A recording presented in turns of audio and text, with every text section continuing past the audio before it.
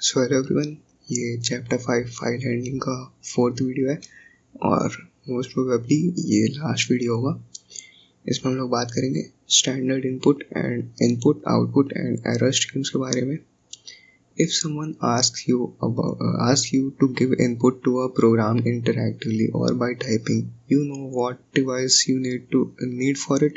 The keyboard। मतलब क्या कि आपको कोई पूछे कि भाई तुमको इनपुट कराना है प्रोग्राम में इंटरैक्टिवली या टाइपिंग करके, तो आप क्या करोगे? मतलब आपको कौन सी डिवाइस की ज़रूरत है? कीबोर्ड की, ऑब्वियसली, है ना। Similarly, if someone says that the output is to be displayed, you know which device it will be displayed on? Monitor, by obviously. So we can safely say that the keyboard and is the standard input device and the monitor is standard output device. Similarly, any error if occurs is also displayed on the monitor. So the monitor is also standard error device. ठीक है, तो ये बात अपने को समझ में आ गई। ठीक है, that is standard input device STD in reads from the keyboard, STD out यानी कि standard output device prints to the display and can be redirected as standard input। ठीक है, स्टैंडर्ड एरर डिवाइस यानी कि same as STD but normally only for errors के लिए ही होता है। Having error outputs separately allows the user to divert regular output to a file and still be able to read error messages। तो error output जो है वो separate होता है रेगुलर आउटपुट से और एरर मैसेजेस से। Do you know internally how these devices are implemented in Python? These standard devices are implemented as files called standard streams। In Python, you can use the standard stream file by using sysmodule। After importing, you can use these standard streams यानी कि std in, std out and std err in the same way as you use other files। तो standard streams में implement होता है ये सब चीज़ Python के अंदर में। ठीक है, और इसको आप सिस मॉड्यूल की मदद से यूज़ कर सकते हो। आप इसको सिस मॉड्यूल को इंपोर्ट करो और उसके बाद में इसको यूज़ कर सकते हो। Interesting, standard input output devices as files. if you import sys module in your program, then sys.std in.read would let you read from keyboard। This is because the keyboard is the standard input device leaked into sys.stdin। Similarly, sys.stdout.write would let you write on the standard output device, the monitor। sys.stdin and sys.stdout are standard input and output devices respectively treated as files। तो क्या बोल रहा है कि आप stdin.read function से आप keyboard का इनपुट रीड कर सकते हो और stdout.write से आप जो है दिखा सकते हो, मतलब राइट कर सकते हो।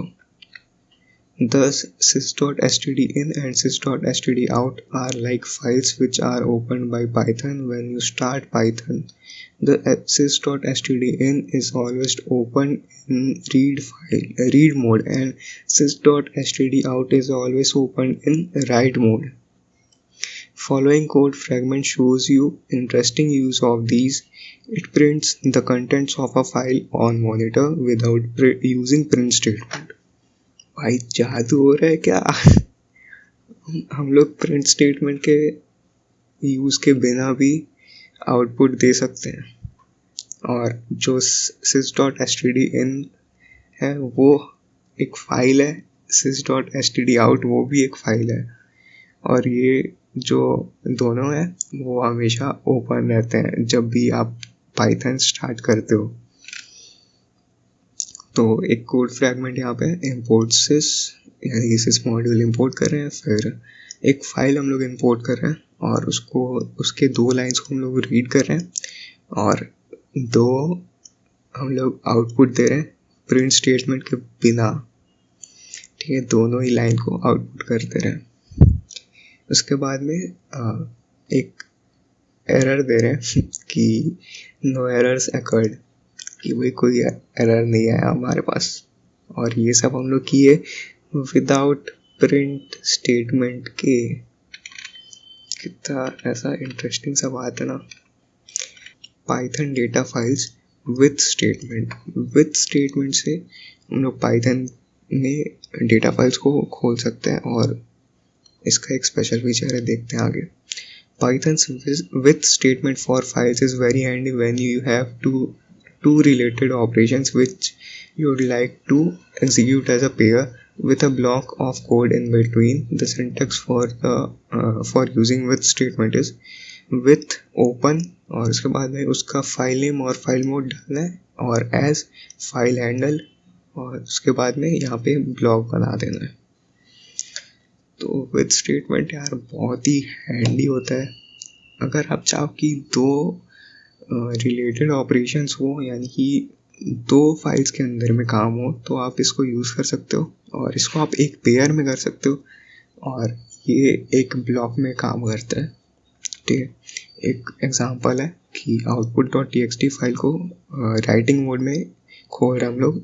f नाम का हमारा फाइल हैंडल है, और उसमें हम लोग राइट कर रहे हैं hi there. The above with statement will automatically close the file after the nested block of code.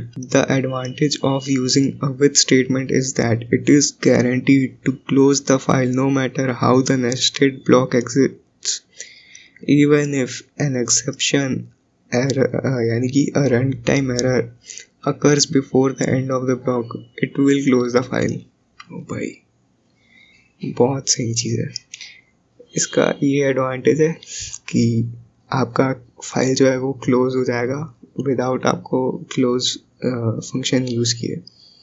चाहे आपका नेस्टेड ब्लॉक ख़त्म हुआ है कि नहीं हुआ है, उसके बीच में कोई एरर आया है कि क्या हुआ है, आपका फाइल क्लोज हो जाएगा।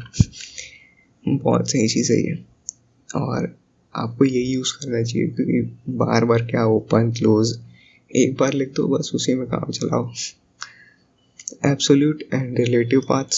Full name of a file or directory or folder consists of path / primary name dot extension, यानी कि जो पूरा फुल पाथ है, फुल नेम आपके फाइल का, वो होता है पाथ, उसके बाद स्लैश आपका जो नाम है फाइल का, और उसका जो एक्सटेंशन है डॉट से सेपरेट होके। Path is a sequence of directory names which give you the hierarchy to access a particular directory or file name. Let us consider the following directory structure. ठीक, तो path क्या होता है? Sequence of directory names होता है, मतलब जिसके अंदर से कुछ आपको फाइल मिलेगा। तो E जो है वो रूट फोल्डर है, ठीक है, इसके अंदर में 3 फोल्डर है, प्रोजेक्ट, सेल्स और अकाउंट्स। इसके अंदर भी बहुत सारे फोल्डर्स हैं, और उसके अंदर में कुछ फाइल्स भी है, ठीक है। और इसके अंदर में now the full name of directories, project, sales and accounts will be, ये फुल नेम्स हैं प्रोजेक्ट, सेल्स और अकाउंट्स के लिए। So format of path can be given as drive letter और डायरेक्टरी, और उसके बाद में कुछ डायरेक्टरीज अगर होंगी तो, वेयर फर्स्ट स्लैश या backslash refers to root directory and other backslash separate a directory name from the previous one.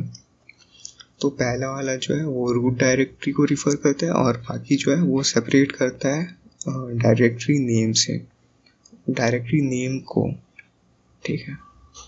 Now the directory backups path will be e:\sales\yearly\backup.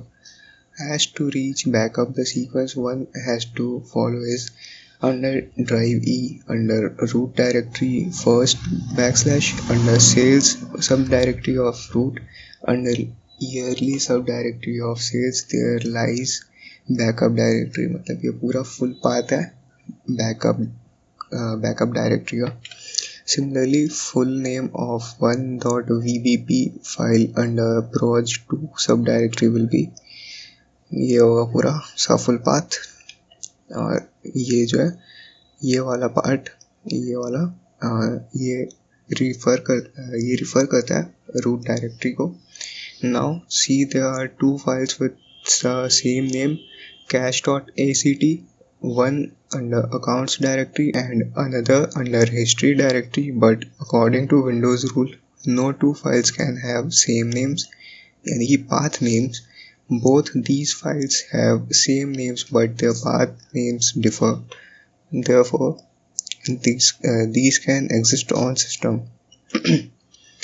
Therefore, cache.act1's path will be, एक का ये path होगा और दूसरे का ये वाला पाथ होगा. तो यहाँ पे बोल रहा है कि किसी भी 2 फाइल का सेम नेम नहीं हो सकता, ठीक है. अलग अलग पाथ होगा, मतलब दोनों का पाथ सेम नहीं हो सकता और इसी वजह से 2 फाइल्स का नेम भी सेम नहीं हो सकता. Above mentioned path names are absolute path names as they mention the paths from the topmost level of the directory structure.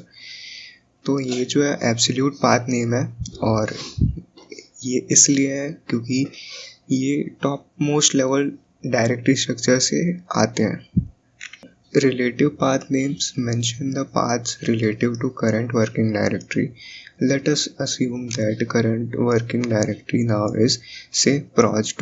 The symbols dot यानी कि एक dot and 2 dots can be used now in relative paths and path names.